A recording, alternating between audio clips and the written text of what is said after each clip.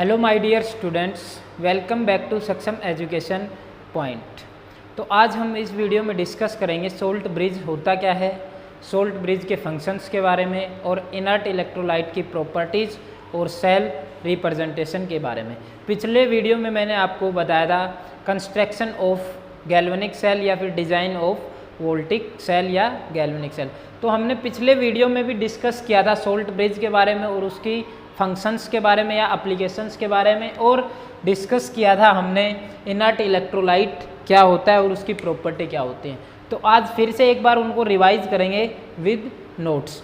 तो सबसे पहले तो सोल्ट ब्रिज होता क्या है, देखो जल्दी से आप इसका स्क्रीनशॉट ले लें, उसके बाद मैं एक एक करके इनको एक्सप्लेन करूँगा। तो देखो सबसे पहले तो सोल्ट ब्रिज होता क्या है। तो सोल्ट ब्रिज क्या होता है, एक jelly like paste of inert electrolyte in agar agar या फिर क्या हो gelatin is filled in an inverted U shape tube. तो सोल्ट ब्रिज एक इन्वर्टेड यू शेप ट्यूब का होता है, इस तरीके से इन्वर्टेड यू शेप ट्यूब, और ये इस तरीके से होता है और इसके अंदर एक इनर्ट इलेक्ट्रोलाइट फिल किया जाता है। और इनर्ट इलेक्ट्रोलाइट मैंने बताए थे KCl भी हो सकता है, KNO3 भी हो सकता है, NH4Cl भी हो सकता है। तो ये क्या है, इनर्ट इलेक्ट्रोलाइट है और उनको फिल किया जाता है अगर अगर सॉल्यूशन या फिर जिलेटिन के अंदर। अब इसके अंदर क्यों डिजोल्व किया जाता है सॉल्यूशन, इसके अंदर क्यों ऐड किया जाता है, क्योंकि ये तो इनर्ट इलेक्ट्रोलाइट को या तो एब्जॉर्ब कर ले या फिर क्या करते डिजोल्व करवा के। इसी वजह से इनर्ट इलेक्ट्रोलाइट सॉल्यूशन को अगर अगर या फिर जिलेटिन सॉल्यूशन के अंदर फिल किया जाता है और वो कैसा होता है, एक जेली लाइक पेस्ट होता है। तो ये अपने पास क्या होता है, एक सोल्ट ब्रिज, और इसकी जो शेप होती है वो होती है इन्वर्टेड यू शेप ट्यूब होती है। अब सेकंड जो बात है वो है इसके एप्लीकेशंस या फिर फंक्शन की। तो देखो इसमें सबसे पहला एप्लीकेशन या फंक्शन ऑफ सोल्ट ब्रिज, इसका क्या क्या फंक्शन है। तो सबसे पहले तो ये क्या करता है, it complete the internal circuit of cell, ये सेल के इंटरनल सर्किट को कंप्लीट करता है। तो मैंने जिस टाइम पढ़ाया था गैल्वेनिक सेल के डिज़ाइन, उसमें भी आपको बताया था। तो इस तरीके से हमने पढ़ा था, इसके अंदर एक सॉल्यूशन फिल है और इसके अंदर भी क्या है, सॉल्यूशन फिल है। एक इलेक्ट्रोड हमने रख रखा है यहाँ और एक इलेक्ट्रोड था इसके अंदर। अब इन इलेक्ट्रोड्स को पोटेंशियल डिफरेंस देखो यहाँ हो गया और यहाँ फिल किया था हमने एक सोल्ट ब्रिज, एक सोल्ट ब्रिज लगाया था। अब इस सोल्ट ब्रिज में क्या होता है, इनर्ट इलेक्ट्रोलाइट। तो देखो ये तो क्या था, एक्सटर्नल सर्किट था, ये तो एक्सटर्नल सर्किट था और ये क्या था, इंटरनल सर्किट। मैंने उस वीडियो में बताया था ये इंटरनल सर्किट का काम करता है, क्योंकि यहाँ एनोड था और एनोड पे क्या हो रहा था, जिंक इलेक्ट्रोड था। अब जिंक क्या हो रहा था, इसके अंदर यहाँ डिजोल्व होना स्टार्ट हो रहा था, इलेक्ट्रॉन यहाँ डिपॉजिट हो रहे थे, और इसके अंदर कॉपर कहाँ, यहाँ डिपॉजिट हो रहा था, कॉपर इलेक्ट्रोड पे जाके डिपॉजिट हो रहा था। तो इलेक्ट्रॉन की डायरेक्शन कहाँ थी, इलेक्ट्रॉन की डायरेक्शन थी anode to cathode. Electron flow कर रहे थे कहाँ से कहाँ, एनोड टू कैथोड। तो करंट की डायरेक्शन क्या होगी, देखो इलेक्ट्रॉन की डायरेक्शन ये है, तो करंट की डायरेक्शन क्या होगी, अपोजिट। तो करंट जो फ्लो करेगा, करंट फ्लो करेगा वो फ्लो करेगा cathode to anode, cathode to anode flow करेगा। एक चीज़ तो ये पता होनी चाहिए। अब देखो Zn2 पॉजिटिव, यहाँ क्या हो रहा था, Zn2 पॉजिटिव यहाँ एक्सेस में हो रहा था Zn2 पॉजिटिव चार्ज, और वहाँ एक्सेस में हो रहा था SO4 2 नेगेटिव आयंस। तो यहाँ जो KCl वगैरह जो भी फिल है इनर्ट इलेक्ट्रोलाइट, तो वो क्या करते हैं, इसको न्यूट्रलाइज करते हैं, तो वो सेम स्पीड से आते हैं एक तो वो अपना फंक्शन सेकंड है। लेकिन सबसे पहले तो ये क्या करता है, इंटरनल सर्किट को कंप्लीट करता है। अब देखो सेकंड पॉइंट पे आओ, सेकंड पॉइंट क्या कहता है, it maintain the electrical neutrality of the two electrolyte solution, electrolytic solution by providing a positively charge ion of electrolyte. अब देखो यहाँ हमने पढ़ा था कि यहाँ इस सॉल्यूशन में कौन डिजोल्व हो रहा था, Zn2 पॉजिटिव, ठीक है, और यहाँ अपने पास कॉपर यहाँ डिपॉजिट हो रहा था, यहाँ क्या था, SO4 2 नेगेटिव। अब देखो यहाँ एक्सेस हो रहा था, Zn2 पॉजिटिव चार्ज क्या हो रहा था, एक्सेस।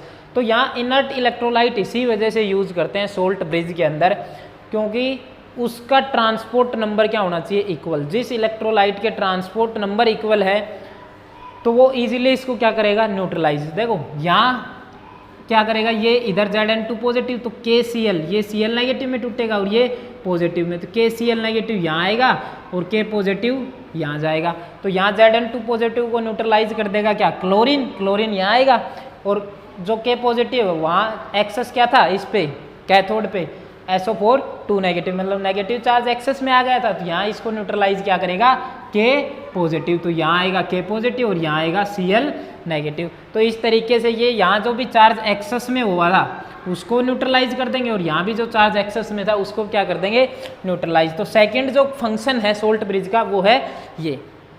अब नेक्स्ट जो इम्पोर्टेंट पॉइंट है वो है avoids the internal mixing of two electrolyte solution and minimise liquid junction potential. देखो ये इंपॉर्टेंट है, अभी इसको समझेंगे, लेकिन उससे पहले तुम्हारे को ये दो फंक्शन पता, एक तो इंटरनल सर्किट को कंप्लीट करता है, दूसरा क्या करता है, इलेक्ट्रिकल न्यूट्रलिटी को मेंटेन करता है, क्योंकि सोल्ट ब्रिज के अंदर क्या प्रेजेंट है, इनर्ट इलेक्ट्रोलाइट। अब जो लास्ट थर्ड इसका फंक्शन है या फिर एप्लीकेशन है वो क्या बता रहा है, avoids the intermixing of two electrolytic solution and minimise junction potential, liquid junction potential. देखो अगर अपने पास सोल्ट ब्रिज नहीं होता, क्या नहीं होता, सोल्ट ब्रिज, तो मेरे को दोनों सॉल्यूशंस को एक ही कंटेनर में रखना पड़ता। अगर सोल्ट ब्रिज नहीं है तो मेरे को दोनों सॉल्यूशंस को एक ही कंटेनर के अंदर रखना पड़ता। यहाँ है ZnSO4 और यहाँ मैंने क्या ले लिया, एक सेमी परमेबल मेम्ब्रेन लगा दी SPM, और यहाँ दूसरा सॉल्यूशन ले लिया, क्योंकि अगर सोल्ट ब्रिज नहीं होता तो यहाँ क्या था, CuSO4 सॉल्यूशन। अब जैसे ही मैंने इन दोनों सॉल्यूशंस को कांटेक्ट में लेके आऊँगा, तो कांटेक्ट में लेके आऊँगा तो सोल्ट ब्रिज है नहीं, तो मैं क्या करूँगा, इन दोनों को एक ही कंटेनर में लेके आऊँगा। अब यहाँ एक इलेक्ट्रोड तो यहाँ प्रेजेंट है और एक इलेक्ट्रोड यहाँ प्रेजेंट है। अब देखो ये क्या है, एनोड, और ये क्या है, कैथोड, और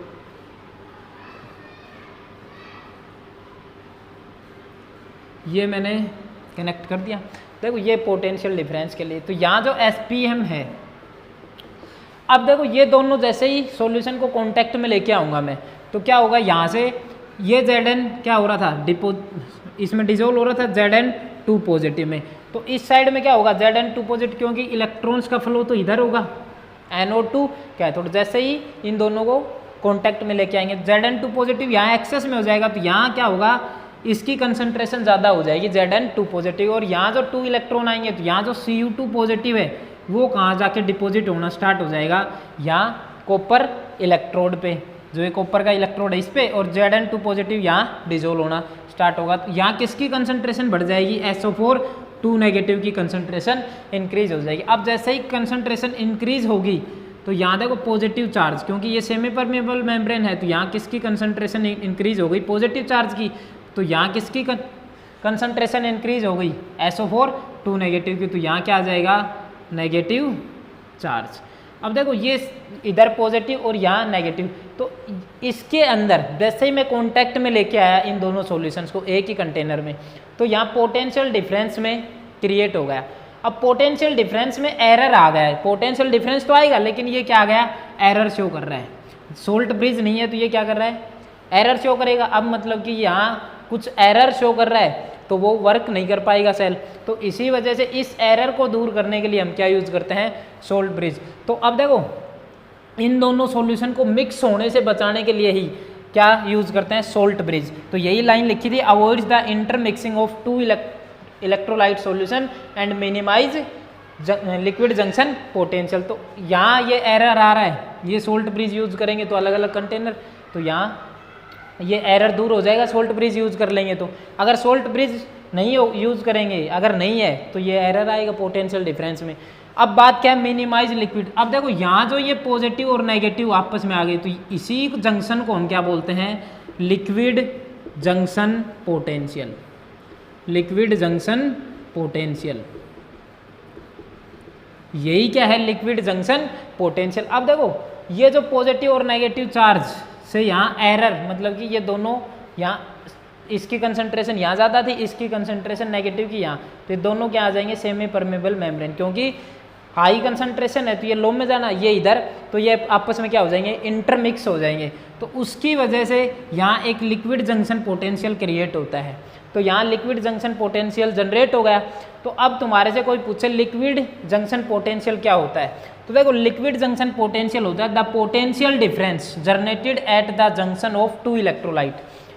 जब अपने पास पोटेंशियल डिफरेंस जनरेट हो at the junction of two electrolyte, मतलब कि दो इलेक्ट्रोलाइट सॉल्यूशंस के बीच में, तो यही जो है अपने पास यही क्या है, liquid junction potential separated by SPM. तो उसी को क्या बोलते हैं, लिक्विड जंक्शन पोटेंशियल। फिर से एक बार रिपीट कर रहा हूँ, the potential difference generated at the junction.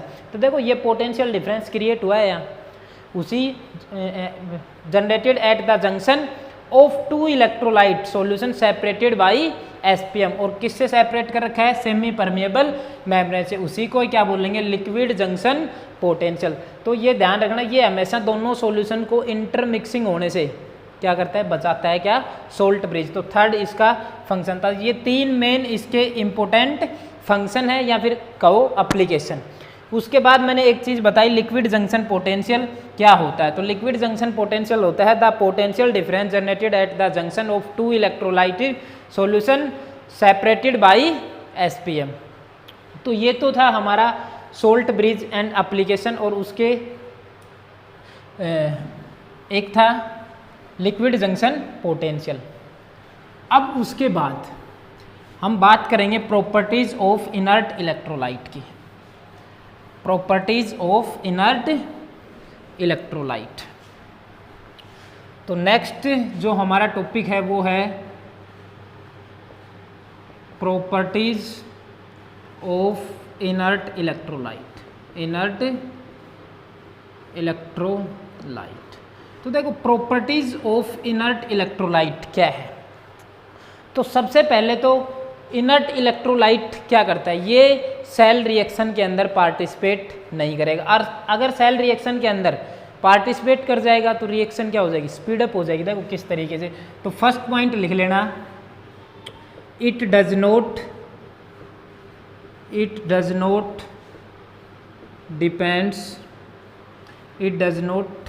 Depends on cell reaction, it does not participate, ये लिखो, it does not participate in cell reaction, ये सेल रिएक्शन के अंदर पार्टिसिपेट नहीं करता है। तो देखो मैंने ये बनाया था अभी डायग्राम, तो ये कभी भी सेल रिएक्शन के अंदर पार्टिसिपेट नहीं करेगा इनर्ट इलेक्ट्रोलाइट। तो ये था, और इसके अंदर सोल्ट ब्रिज जो यूज़ किया था हमने, सोल्ट ब्रिज के अंदर इनर्ट इलेक्ट्रोलाइट प्रेजेंट है। अब जैसे ही इनर्ट इलेक्ट्रोलाइट प्रेजेंट है तो यहाँ से KCl या जो भी है KNO3, तो वो कभी भी, क्योंकि यहाँ Zn2 पॉजिटिव एक्सेस में था और यहाँ क्या था SO4 2 नेगेटिव एक्सेस में हो गया था। अब जैसे ही यहाँ देखो ये K प्लस और Cl नेगेटिव, तो यहाँ इस Zn2 पॉजिटिव को न्यूट्रलाइज कौन करेगा, Cl नेगेटिव। तो अब ये जो यहाँ आएगा, अगर K पॉजिटिव आ जाए यहाँ, तो ये K पॉजिटिव क्या हो जाएगा, मतलब कि यहाँ क्या आ रहा है, Cl नेगेटिव, क्योंकि इसको न्यूट्रलाइज करने के लिए यहाँ आएगा Cl नेगेटिव। अब ये Cl नेगेटिव क्या करेगा, ये इस रिएक्शन के अंदर, सेल रिएक्शन के अंदर पार्टिसिपेट नहीं करेगा, सिर्फ क्या करेगा, चार्ज को बैलेंस करेगा। क्योंकि यहाँ अब डिपॉजिट क्या हो रहा था, डिजोल्व होना स्टार्ट हो रहा था Zinc2 पॉजिटिव एनोड पे, तो ये नहीं है कि यहाँ बाद में क्लोरीन का ऑक्सीडेशन होना स्टार्ट हो जाएगा, नहीं, सिर्फ वो चार्ज को बैलेंस करेगा। ऑक्सीडेशन किसका होना है, जिंक का ही होना है। तो ये कभी भी पार्टिसिपेट नहीं करेगा किसके अंदर, सेल रिएक्शन के अंदर। सेकंड जो इसकी प्रॉपर्टीज है वो इम्पोर्टेंट है, इसमें लिख सकते हैं फॉर एन इलेक्ट्रोलाइट, सेकंड लिखो for an electrolyte to be used, for an electrolyte to be used in the salt bridge, in the salt bridge, in the salt, for an electrolyte to be used in the salt bridge, the speed of cation and anion, the speed of cation and anion should be same। तो देखो जो भी अपने पास electrolyte है, कौन सा electrolyte, inert electrolyte, उसको जब भी यूज़ करेंगे सोल्ट ब्रिज के अंदर, तो उसमें जो एक अपने पास क्या होगा, के पॉजिटिव और Cl नेगेटिव। देखो एक क्या है कैटायन और दूसरा क्या है एनायन। तो उन कैटायन और जो एनायन प्रेजेंट है उनकी स्पीड या रेट क्या होनी चाहिए, सेम। मैंने उस टाइम भी बताया था ट्रांसपोर्ट इनर्ट इलेक्ट्रोलाइट सबसे अच्छा वही रहेगा सोल्ट ब्रिज के अंदर जिसके अंदर ट्रांसपोर्ट नंबर ऑफ इक्वल हो। Transport number of equal directly proportional होते हैं किसके, स्पीड के, तो वहाँ से मोबिलिटी ऑफ आयंस भी क्या होगी, इक्वल होगी। तो ये चीज़ बताई थी मैंने। तो यहाँ से देखो अब दोनों की ट्रांसपोर्ट नंबर इक्वल है और इनकी स्पीड मतलब ट्रांसपोर्ट नंबर के डायरेक्टली प्रोपोर्शनल होती है रेट या स्पीड। तो यहाँ इसको न्यूट्रलाइज करने के लिए क्या आएगा, Cl नेगेटिव आएगा और यहाँ इसको न्यूट्रलाइज करने के लिए क्या आएगा, K पॉजिटिव। अब जैसे ही इसको न्यूट्रलाइज करने के लिए Zn2 पॉजिटिव को Cl नेगेटिव आएगा। अगर इन दोनों की स्पीड क्या है, अलग है, दोनों की स्पीड अनइक्वल है, मतलब कि स्पीड इक्वल नहीं है, तो K पॉजिटिव यहाँ आएगा फास्ट, मतलब कि इसकी K पॉजिटिव की स्पीड ज़्यादा है तो ये यहाँ आएगा, मतलब कि पॉजिटिव चार्ज यहाँ एक्सेस में हो जाएगा क्योंकि यहाँ number of K positive ion ज़्यादा आ जाएंगे, इसकी स्पीड क्या है, कम, तो ये धीरे धीरे आएगा यहाँ। तो यहाँ अब भी क्या होगा, SO4 2 नेगेटिव चार्ज ही एक्सेस में रहेगा और यहाँ जो है Cl नेगेटिव वो क्या आ जाएगा, उसकी स्पीड क्या है, ज़्यादा। सपोज करो Cl नेगेटिव की स्पीड ज़्यादा है और K पॉजिटिव कम, तो Cl नेगेटिव आयंस क्या होंगे, ज़्यादा आएंगे, यहाँ नंबर ऑफ आयंस ज़्यादा आ जाएंगे। तो यहाँ Cl negative number of ions क्या आएंगे, ज़्यादा आ जाएंगे यहाँ, और यहाँ अपने पास इसकी स्पीड क्या है, कम है K पॉजिटिव की। तो यहाँ देखो ये नंबर ऑफ आयंस ज़्यादा आ जाएंगे तो यहाँ चार्ज फिर से अनबैलेंस हो जाएगा। अगर K पॉजिटिव इधर जा रहा है और उसकी स्पीड क्या है, कम, रेट कम है, तो उसके नंबर ऑफ आयंस यहाँ क्या आएंगे, कम आएंगे। उसके नंबर ऑफ आयंस कम आएंगे तो यहाँ किस में, कौन सा एक्सेस में रहेगा, SO4 2 नेगेटिव ही एक्सेस में रहेगा। तो इनकी स्पीड अगर इक्वल होंगी, सेम स्पीड से ये आ रहा है और सेम स्पीड से यह है यहाँ जा रहा है, K पॉजिटिव यहाँ जा रहा है और Cl नेगेटिव यहाँ, तो दोनों सेम स्पीड से जाएंगे तो नंबर ऑफ आयंस सेम आएंगे, तो वो उसको दोनों को क्या कर देंगे, न्यूट्रलाइज कर देंगे। अगर स्पीड अनइक्वल हुई तो एक की स्पीड ज़्यादा है और एक की कम है तो वही चार्ज क्या हो जाएगा, अनबैलेंस, तो रिएक्शन क्या हो जाएगी, स्पीड अप हो जाएगी। तो ये चीज़ तुम्हारे को ध्यान रखनी है क्योंकि Cl नेगेटिव की स्पीड ज़्यादा है तो यहाँ Cl negative number of ions ज़्यादा आएंगे तो यहाँ से फिर चार्ज इनबैलेंस हो जाएगा और यहाँ K पॉजिटिव कम जा पा रहा है किसके पास, SO4 2 नेगेटिव के पास, तो यहाँ number of ions K positive कम आ रहे हैं तो इसको न्यूट्रलाइज कम कर पाएगा वो, तो एक्सेस में कौन रहेगा, SO4 2 नेगेटिव। तो सेकंड पॉइंट इसका ये है। तो ये थी प्रॉपर्टीज ऑफ इनर्ट इलेक्ट्रोलाइट। उसके बाद इसके एग्जाम्पल देखो, कभी भी तुम्हारे को रटने पड़ेंगे 2-4 एग्जाम्पल कि तुम किसी भी इलेक्ट्रोलाइट की स्कल देख के नहीं बता सकते कि ये इनर्ट इलेक्ट्रोलाइट है। तो लिख लेना KCl, KNO3, NH4Cl और NH4NO3, ये इनर्ट इलेक्ट्रोलाइट हैं जो सोल्ट ब्रिज के अंदर यूज किए जाते हैं। जल्दी से इसको नोट डाउन करो। उसके बाद अब हम पढ़ेंगे इम्पोर्टेंट पॉइंट्स किसके लिए, गैल्वेनिक सेल के बारे में।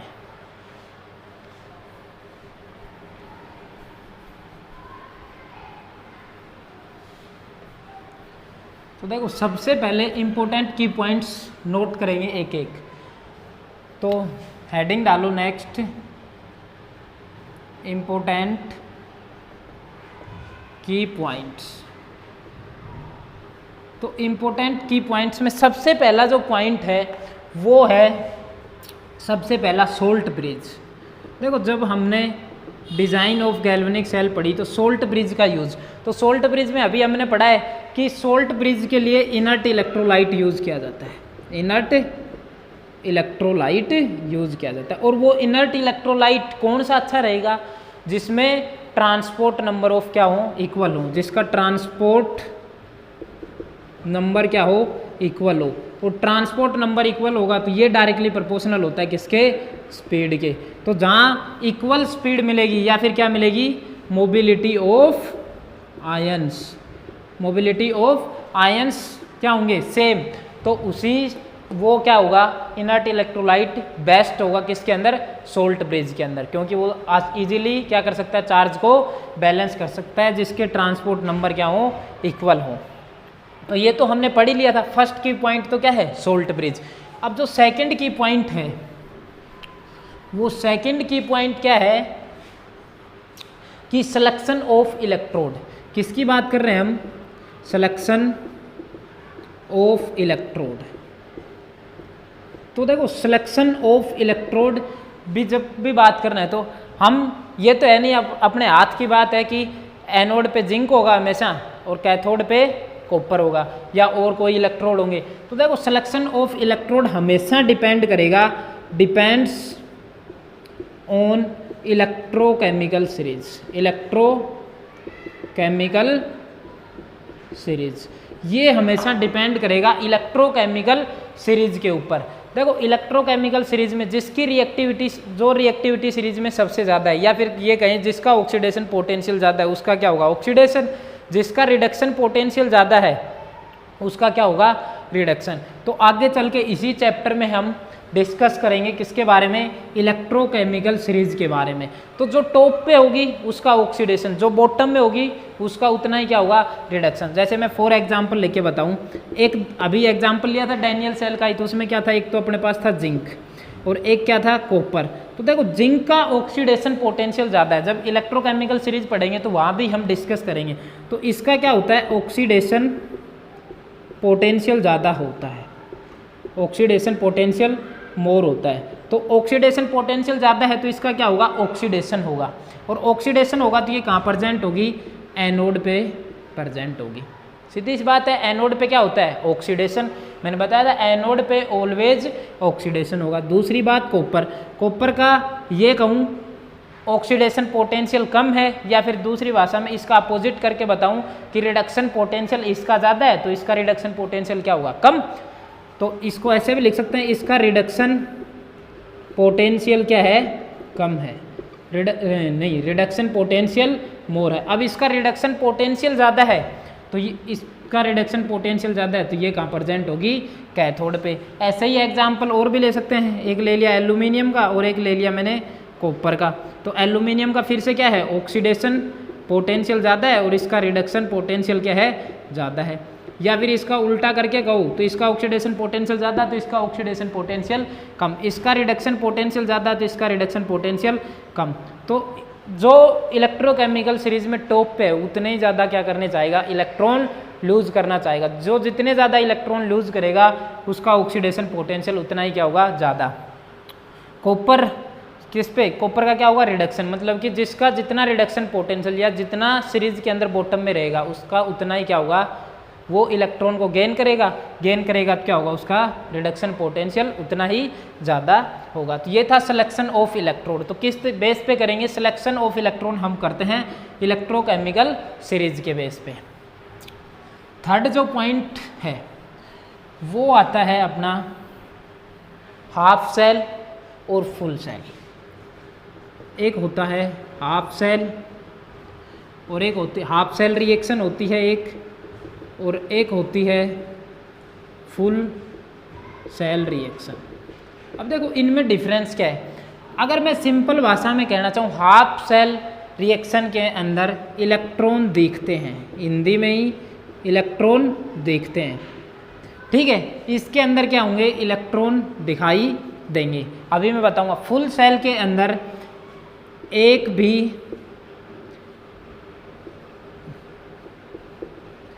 भी इलेक्ट्रॉन दिखाई नहीं देता।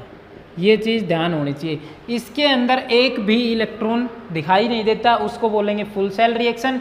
हाफ सेल रिएक्शन में इलेक्ट्रॉन दिखाई देते हैं। तो जहाँ भी इलेक्ट्रॉन दिखाई दें उसी को बोल देंगे हम हाफ सेल रिएक्शन, और जहाँ एक भी इलेक्ट्रॉन दिखाई नहीं दे उसको बोल देंगे फुल सेल रिएक्शन। अब देखो हाफ सेल रिएक्शन और फुल सेल रिएक्शन। तो अभी हमने पढ़ा था एनोड। एनोड पे क्या हो रहा था? ऑक्सीडेशन। किसके अंदर पढ़ा था? अभी गैल्वेनिक सेल के अंदर पढ़ा था। तो एनोड पे क्या था? जिंक। जिंक सॉलिड से किस में कन्वर्ट हो रहा था? Zn2 positive plus 2 electron lose कर रहा था, और ये क्या है? एक्वस में। ये था। अब कैथोड पे लिखते हैं तो कैथोड पे क्या हो रहा था? रिडक्शन। अब कैथोड पे Cu2 पॉजिटिव था, वो क्या कर रहा था? 2 इलेक्ट्रॉन एक्सेप्ट गेन कर रहा था, और किस में चेंज हो रहा था? कॉपर में। और ये किस में है? एक्वस में। तो यहाँ देखो अब यहाँ इलेक्ट्रॉन दिखाई दे रहे हैं, यहाँ भी इलेक्ट्रॉन दिखाई दे रहे हैं, तो ये भी क्या हो गई, हाफ सेल रिएक्शन हो गई, हाफ सेल रिएक्शन हो गई। और ये भी क्या है, हाफ सेल रिएक्शन। तो सीधा सा ध्यान रखना है आपको, जब भी इलेक्ट्रॉन दिखाई दें उसका मतलब वो कैसी रिएक्शन है, हाफ सेल रिएक्शन है। अब सेकंड बात, अब देखो ये हाफ सेल रिएक्शन है, तो यहाँ क्या हो रहा है, एनोड पे क्या होता है, ऑक्सीडेशन। देखो यहाँ चार्ज 0 0 से 2 पॉजिटिव पे गया, तो ये 10th 11th में पढ़ के आए हो, तो यहाँ क्या हो रहा है, ऑक्सीडेशन हो रहा है, तो इसी को बोलते हैं ऑक्सीडेशन हाफ सेल रिएक्शन। तो इसको हम दूसरा नाम ये भी दे सकते हैं, ऑक्सीडेशन हाफ सेल रिएक्शन। ठीक है, ये बोल सकते हैं, क्योंकि यहाँ ऑक्सीडेशन, यहाँ क्या हो रहा है, देखो 2 पॉजिटिव से कहाँ पे गया, 0 पे, तो यहाँ से यहाँ क्या हो रहा है, रिडक्शन। यहाँ से यहाँ ऑक्सीडेशन हो रहा था और यहाँ से यहाँ क्या हो रहा है, रिडक्शन।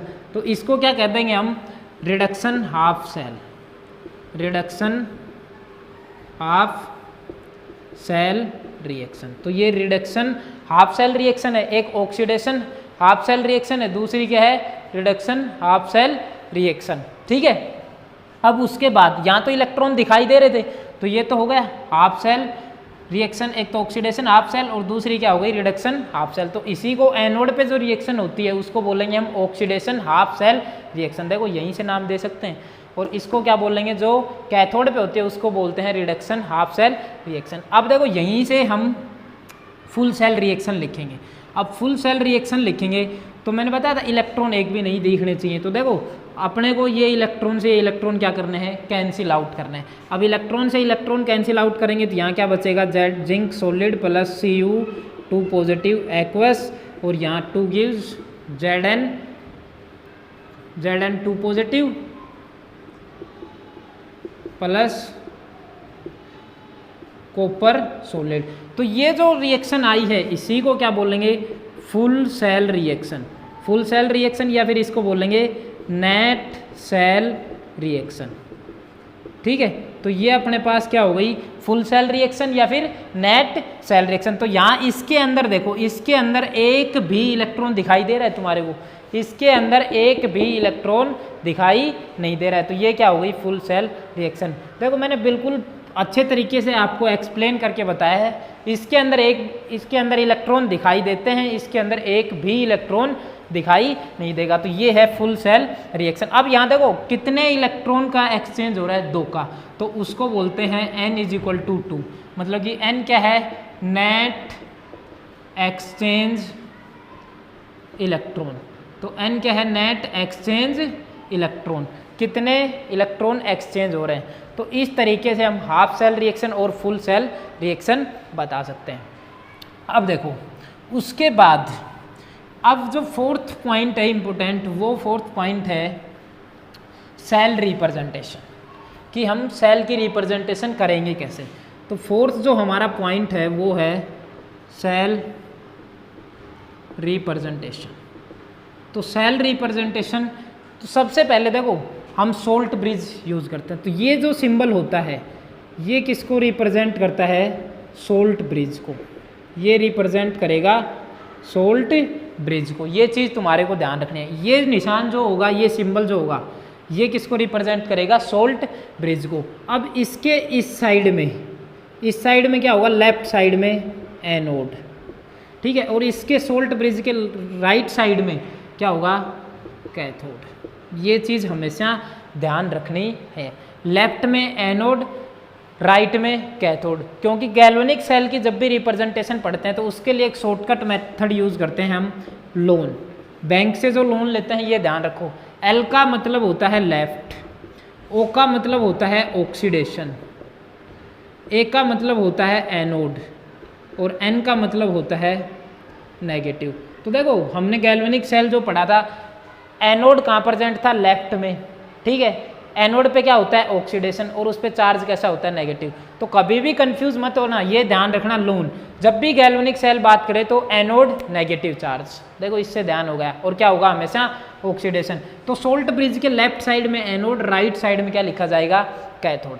अब उसके बाद जो बात आती है वो आती है, देखो एनोड पे क्या होगा, ऑक्सीडेशन होगा, और कैथोड पे क्या होगा, रिडक्शन होगा। क्या होगा, रिडक्शन होगा। तो इस तरीके से हम ये कर सकते हैं। अब उसके बाद जो बात आती है वो किसकी आती है, अब यहाँ तक तो देख लिया, उसके बाद जो नेक्स्ट इसी के अंदर अपना जो स्टेप है ये मैंने, उसके बाद ये सोल्ट ब्रिज का सिंबल तो बता दिया। उसके बाद देखो यहाँ लिखेंगे हम न्यूट्रल, न्यूट्रल के बीच में ओब्लिक लगाएंगे, फिर लिखेंगे आयन, और फिर लगाएंगे सोल्ट ब्रिज, और फिर क्या लिखेंगे आयन, और फिर क्या लगाएंगे नोट, फिर क्या लिखेंगे न्यूट्रल। अब देखो ये तो किसको रिप्रेजेंट कर रहा है, सोल्ट ब्रिज को,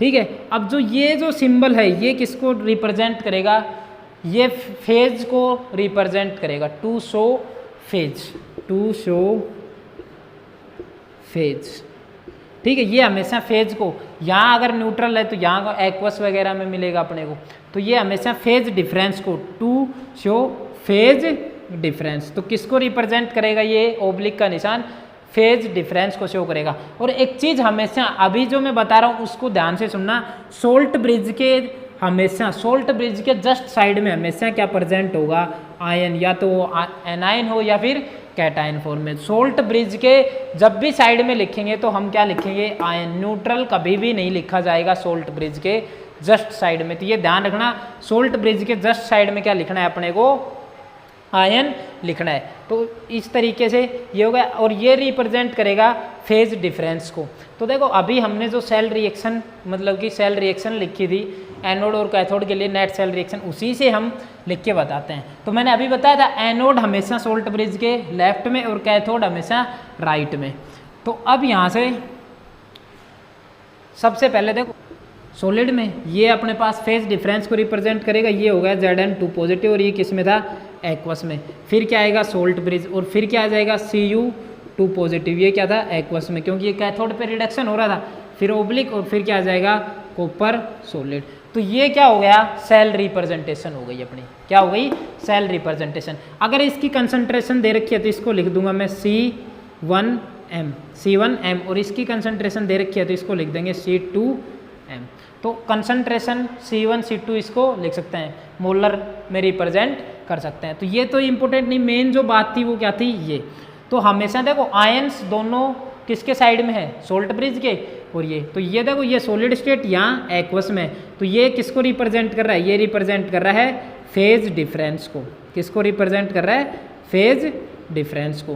तो इस तरीके से हम रिप्रेजेंट कर सकते हैं। अब देखो इसी को, ये तो हमने सेल लिख दिया, अब सेल जो लिखा है, सेल को देख के हम रिएक्शन भी लिख सकते हैं। तो सेल को देख के रिएक्शन लिखनी आनी चाहिए, और रिएक्शन को देख के सेल लिखना आना चाहिए। तो यहाँ देखो लिख देंगे तो हम डायरेक्ट, अपने को पता है लेफ्ट पे क्या होता है, लेफ्ट में प्रेजेंट होता है एनोड, एनोड पे क्या होता है ऑक्सीडेशन। तो यहाँ देखो क्या लिखेंगे, Zn किस में चेंज होगा, Zn2 पॉजिटिव में चेंज हो रहा है, +2 इलेक्ट्रॉन। कैथोड पे क्या हो रहा है, देखो इसके लिए नेट सेल रिएक्शन लिखेंगे तो यहाँ कॉपर 2 पॉजिटिव से किस में चेंज हो रहा है, कॉपर में, क्योंकि ये क्या 2 इलेक्ट्रॉन गेन कर रहा है और Cu में चेंज होगा। अब नेट सेल रिएक्शन लिखेंगे तो ये इलेक्ट्रॉन आपस में क्या कैंसिल आउट, तो n की वैल्यू क्या आ जाएगी 2। तो यहाँ से Zn + Cu2 पॉजिटिव, और यहाँ क्या बनेगा अपने पास Zn2 positive plus copper, copper solid, Zn2 positive aqueous, और ये भी एक्वस में होगा, और ये क्या होगा सॉलिड के अंदर। तो इस तरीके से हम सेल को देख के रिएक्शन लिख सकते हैं, और रिएक्शन को देख के सेल लिख सकते हैं। तो इस तरीके बेस के मैं आपको 2-4 एग्जाम्पल करवा देता हूँ किस तरीके से। एक तो ये हो गया, उसके बाद अगर अपने पास कोई गैसियस है जैसे हाइड्रोजन के लिए, तो ये तो सॉलिड में, सॉलिड के ही इलेक्ट्रोड बना सकते हैं। कोई मेटल अगर लिक्विड में है या फिर कोई भी नॉन मेटल है, मतलब गैसियस स्टेट है, तो उसके तो हम क्या नहीं बना सकते, इलेक्ट्रोड बना ही नहीं सकते। तो उसके लिए क्या यूज़ करेंगे, उसके लिए हम यूज़ करेंगे इनर्ट इलेक्ट्रोड का यूज़ करते हैं। तो देखो वो किस तरीके से करते हैं, तो देखो हम यहाँ इनर्ट इलेक्ट्रोड यूज़ करते हैं, प्लेटिनम और गोल्ड। तो 2 ये इनर्ट इलेक्ट्रोड यूज़ कर सकते हैं। अब जो इलेक्ट्रोड होंगे वो कैसे होने चाहिए, सॉलिड में, मतलब कि सॉलिड होंगे तो ही उनके क्या बना सकते हैं हम, इलेक्ट्रोड फॉर्म कर सकते हैं। अगर वो गैसियस स्टेट में है या फिर लिक्विड में है तो उनके इलेक्ट्रोड नहीं बना सकते। तो उनके लिए हमारे को ज़रूरत पड़ती है इनर्ट इलेक्ट्रोड की। जैसे मेरे पास H2 गैस है, हाइड्रोजन गैस है, तो इस उसके लिए हमारे को, क्योंकि इसका इलेक्ट्रोड तो बना नहीं सकते, अब इलेक्ट्रोड नहीं बना पाएंगे तो इसके लिए हमारे को ज़रूरत पड़ेगी इनर्ट इलेक्ट्रोड। तो यहाँ हम यूज़ करेंगे प्लेटिनम इनर्ट इलेक्ट्रोड का। अब देखो H2 गैस चेंज किस में होगा, H+ में, और यहाँ से ये सोल्ट ब्रिज, और फिर मैंने कोई भी इलेक्ट्रोड ले लिया दूसरा जो कैथोड पे प्रेजेंट है, कैडमियम ले लिया C2+, और ये किस में चेंज हो रहा है, कैडमियम में। तो ये सॉलिड में और ये एक्वस में, और ये भी किस में है, एक्वस में। तो ये हो गया। अब देखो प्लेटिनम इनर्ट इलेक्ट्रोड क्यों यूज़ किया, क्योंकि ये तो गैसियस में है, तो इस प्लेटिनम जो इनर्ट इलेक्ट्रोड है इस पे हाइड्रोजन का या तो ऑक्सीडेशन करवाएंगे या क्या करवाएंगे, रिडक्शन, जिससे ये एक सरफेस प्रोवाइड कर देगा, तो रिएक्शन कंटिन्यू रहेगी। तो देखो हाइड्रोजन का क्या करवाना है, प्लेटिनम जो इनर्ट इलेक्ट्रोड है इसके ऊपर हाइड्रोजन का या तो ऑक्सीडेशन करवाएंगे या फिर रिडक्शन, जिससे एक सरफेस प्रोवाइड हो जाएगा। देखो ये प्लेटिनम सेल रिएक्शन के अंदर पार्टिसिपेट नहीं करेगा, सिर्फ ये सरफेस प्रोवाइड करेगा। तो ये इस तरीके से हो गया। जब अगर अपने पास कोई भी गैसियस है तो गैसियस का इलेक्ट्रोड बढ़ा नहीं सकते, या फिर लिक्विड में अभी बताऊंगा। तो इसके लिए रिएक्शन लिखेंगे, तो देखो रिएक्शन एनोड पे क्या होगा, ऑक्सीडेशन। तो ऑक्सीडेशन देखो यहाँ 0 से ये किस पे गया, +1 पे, तो यहाँ से यहाँ क्या हो रहा है, ऑक्सीडेशन। और लेफ्ट में मैंने बताया क्या लिखते हैं, लेफ्ट में हमेशा एनोड को रिप्रेजेंट करेंगे, और एनोड पे क्या होता है, ऑक्सीडेशन। तो एनोड पे जो रिएक्शन हो रही है वो क्या होगी, देखो यहाँ से H2 गैस से किस में चेंज हो रही है, 2H+ + 2 इलेक्ट्रॉन, ये हो गया। अब दूसरा कहाँ है, क्या है अपने पास, कैथोड। तो कैथोड पे देखो क्या होगी, कैडमियम 2+ से कैडमियम, मतलब कि यहाँ 2 से 0 पे जा रहा है, तो कैडमियम 2+ क्या करेगा, 2 इलेक्ट्रॉन एक्सेप्ट करेगा, और ये किस में चेंज हो जाएगा, कैडमियम सॉलिड में, और ये एक्वस में। तो यहाँ से नेट सेल रिएक्शन हम क्या लिख सकते हैं, देखो इलेक्ट्रॉन कैंसिल आउट, तो ये एनोड, मतलब कि ये ऑक्सीडेशन हाफ सेल रिएक्शन हो गई, ऑक्सीडेशन हाफ, और ये क्या हो गई, रिडक्शन हाफ। अब यहाँ से देखो क्या बता सकते हैं हम, यहाँ से लिख सकते हैं H2 gas net cell reaction plus क्या लिख सकते हैं, कैडमियम 2+, और यहाँ से अपने पास बन रहा है 2H+ कैडमियम सॉलिड। तो ये जो रिएक्शन है ये अपने पास क्या आ गई, नेट सेल रिएक्शन, या फिर इसी को बोलेंगे फुल सेल रिएक्शन। तो इस तरीके से हम इनर्ट इलेक्ट्रोड का यूज करते हैं। तो ये हो गया।